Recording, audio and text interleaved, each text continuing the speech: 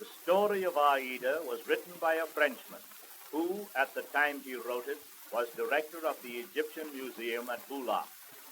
When Verdi received a synopsis of the plot, it interested him greatly.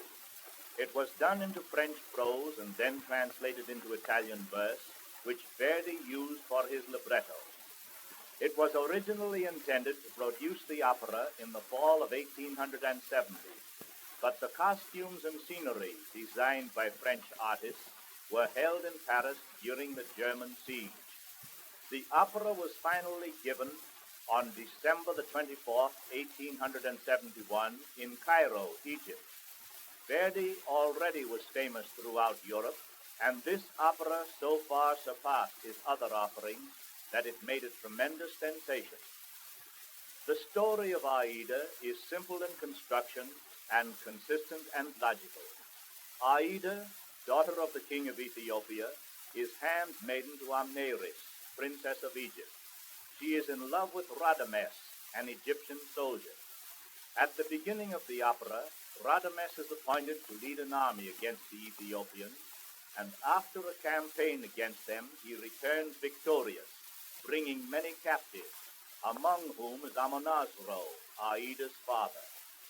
Radames is placed to guard Amonasro, and, persuaded by Aida, agrees to allow him to escape.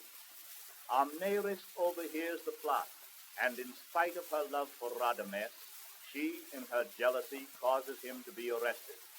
He is tried for treason and is sentenced to be buried alive in a vault beneath the temple of Vulcan. The last scene shows us the vault in which he is entombed.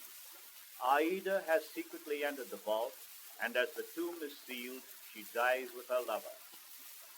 The scene given on the reverse side of this record by Marie Rappold, Giovanni Zenatello, and Grand Opera Chorus occurs at the very end of the opera and is one of its most impressive portions.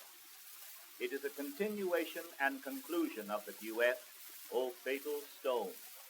Above the tomb in the temple of Vulcan, priests and priestesses are chanting. This is the chorus which you hear on the record. Below, in the semi-darkness, Radames and Aida have finished the first portion of their love duet, and as the pollution of the air in the tomb brings them the first symptoms of their coming death, their voices blend in the lovely, haunting Farewell, O Earth. This is one of the sweetest, most tender melodies that may be found in any of Verdi's operas, and it is justly famous. Marie Rappold, prima donna soprano of the Metropolitan Opera Company, made her operatic debut at the Metropolitan Opera House in The Queen of Sheba.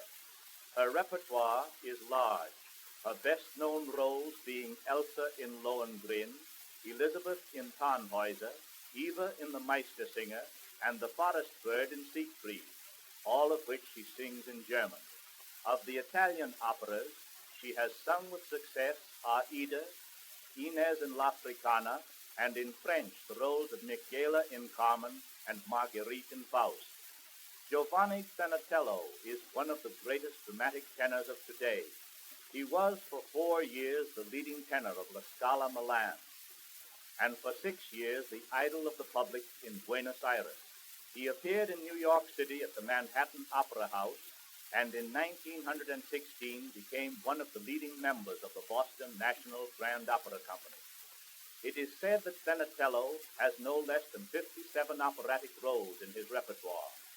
He was recently knighted by the King of Italy for his distinguished operatic work.